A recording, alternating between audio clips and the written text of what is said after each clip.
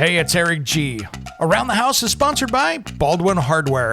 For 75 years, Baldwin Hardware has been known for its first-class quality and craftsmanship in door and cabinetry hardware. As an alumnus of the Baldwin Hardware Design Council, I can say I have seen the details and quality from design to the finished product. If you're looking for a new style and old-world craftsmanship, I can tell you there is only one Baldwin Hardware. Check out what would look great in your home at baldwinhardware.com.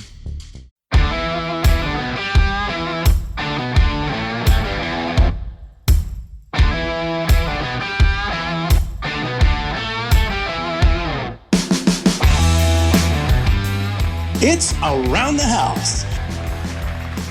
When it comes to remodeling and renovating your home, there is a lot to know, but we've got you covered. This is Around the House. Welcome to the Around the House show. This is where we talk everything home improvement, especially in our midweek special here where we don't fit stuff into last week's show and, of course, into this weekend's show. Happy holidays, happy Hanukkah, Merry Christmas to everybody out there.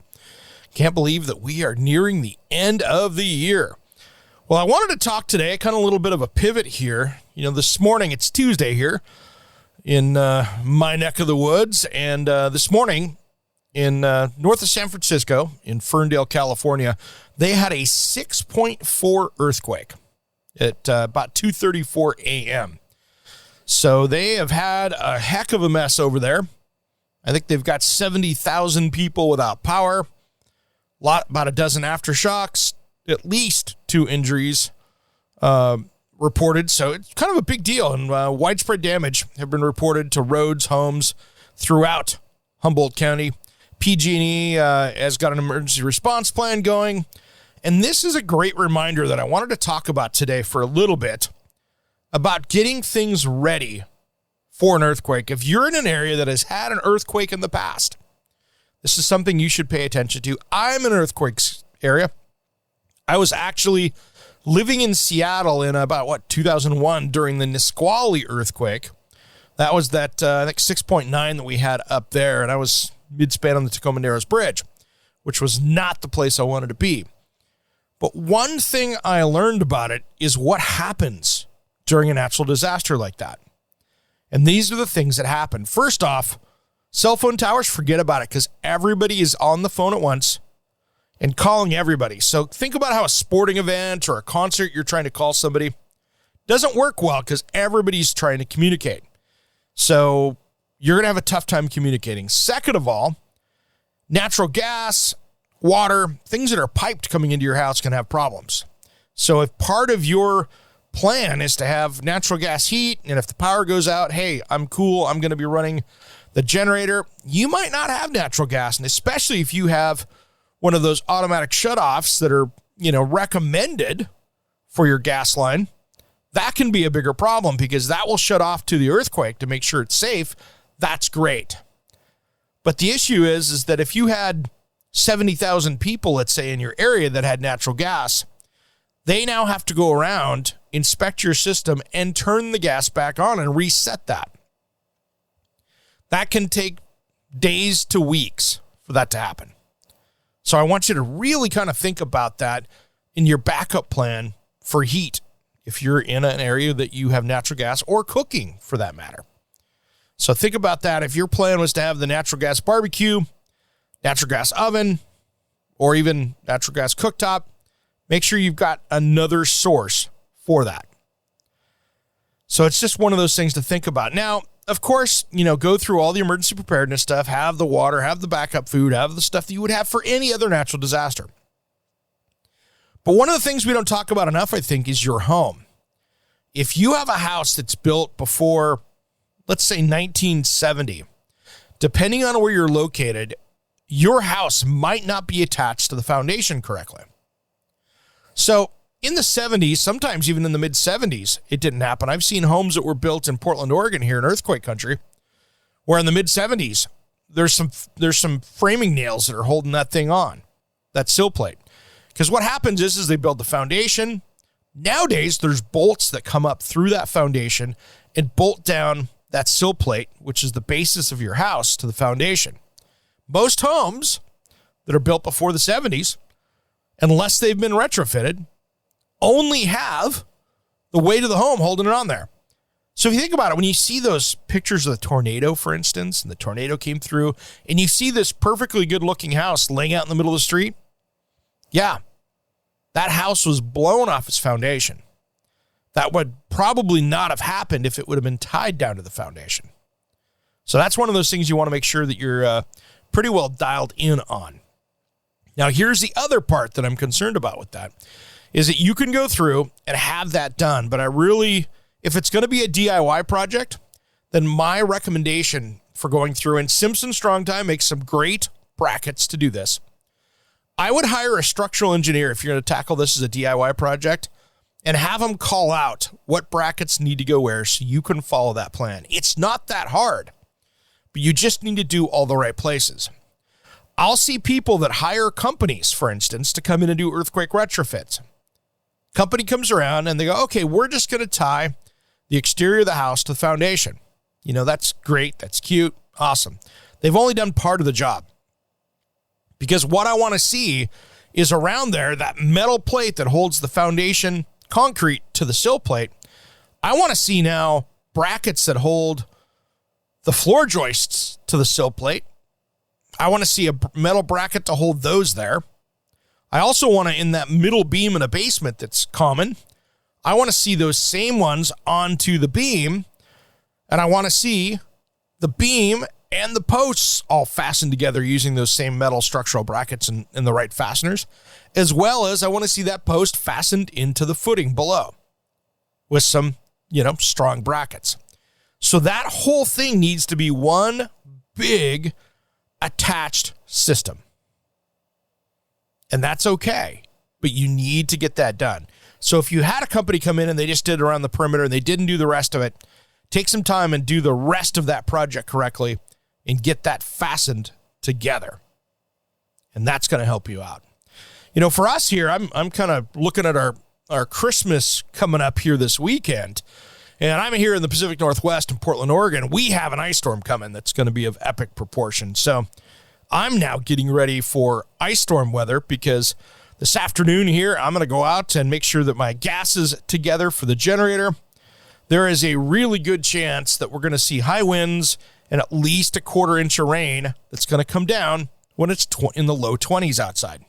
So with our big fir trees and wind, I think we're going to see widespread damage here in our area this week. And that's going to be Thursday, Friday, and Christmas Eve. So there's a decent chance I could be running on generator for Christmas Eve. So I'm going to make sure that I've got things dialed in. Unfortunately, I think it's going to ruin our family Christmas Eve / Hanukkah event that we have every Christmas Eve, but that's okay. We'll figure it out. But we're going to make sure and get that all put together so we can, keep the house safe, which is important. So any of you out there listening, just, take the time. I'm going to go out and make sure I've got fresh gas. I've got some here for the generator from last season. I've been kind of rotating through. And that's one thing, if you've got a generator, make sure you've always got fresh gas. And what I do with that is if I've got my gas cans for the gas and I'm already ready to go with, every probably 90 days, I take it and pop that into my truck. And then I go fill that up again because I want the freshest gas for that generator. In my truck, if I put 5 gallons in and 30 gallons, who cares, right? It's even if it's a little old, it's going to be at 90 days, it's going to be fine. It's when it starts getting a year or two and you haven't put any of the treatment into it that you can have some serious issues, and you want that thing running perfectly. It also reduces emissions if it's running correctly. So you're going to have less of that smell and that exhaust smell around the house. Because I don't know about you, but in my neighborhood here, when we get the power outage like that, it just smells like somebody's running the old lawnmower outside from everybody's generators running because the air out there is pretty bad. So it's one of those things to consider. Now, just make sure everybody out there that you follow up on those earthquake stuff. If you're in an earthquake area, make sure that you've got that taken care of.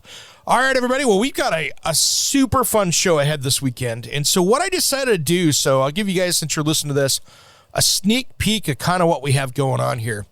I didn't want to do a whole brand new show that Christmas Eve and New Year's Eve are not like the huge days of home improvement, but I wanted to get some interesting stuff out there without having a guest, lose a little bit of the audience out there. So what I did is here coming up this weekend is part 1 of my favorite episode nuggets from 2022, where I went back and found great episodes and segments from those episodes that are great, that have jam-packed information.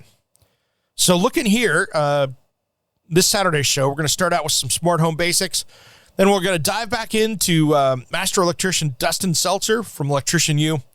Then we're going to talk with Steve over there from UL Fire Safety Research. We're going to talk about some fire safety. And then we're going to talk with Dom again from Evolve Stone. That's going to be fun, talking about that. If you've not seen Evolve Stone, what those guys do is they actually take this composite product that looks like brand new stone, stack stone that you install, but you do it with a finish nailer. Then we're going to dive into one of my favorite fun episodes that had nothing to do with home improvement, really. Unlimited Hydroplane Racing with Strong Racing. We're going to talk to them for a little bit. And then some emergency preparedness for your family. And Ross Trethui from This Old House. And then, of course, True Crime Meets Home Improvement. We're going to talk a little bit with Sarah Listy from Murder House and Murder House Flip, where she went in and helped people with serial killers that had murdered people, and she went in and cleaned up the house from a bad flip and helped make that right. So we've got a jam-packed show this weekend of stuff that you probably missed because, most people don't listen to every single episode. So I want, it's the end of the year. Let's grab that stuff and put it together so we have some kind of a fun deal. So everybody out there, now that we're coming up on Christmas, I want everybody to have a happy Hanukkah this week. Merry Christmas this weekend. Enjoy it. Spend that time with the family. And if you're somebody out there that's struggling and maybe the family's not working out, maybe your relationship's not working out, reach out to somebody to give you a hand. You're not alone out there. So I don't want to see anybody doing this by themselves over the holidays. This is something to reach out to a friend. There's no shame in that, and say, hey, I need some help. We'd much rather have you around out there as one of our friends and family. So make sure that you take some time and let a cooler head prevail and enjoy the holidays, because this can be enjoyable for everybody. All righty. Have a Merry Christmas. Happy Hanukkah. We'll see you next week. Thanks again for listening to Around the House.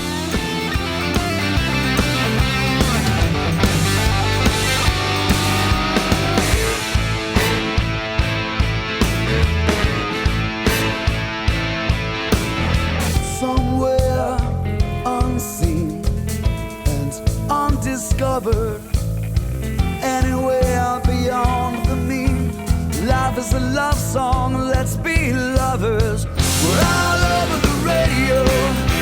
Take my hand, I know where to go.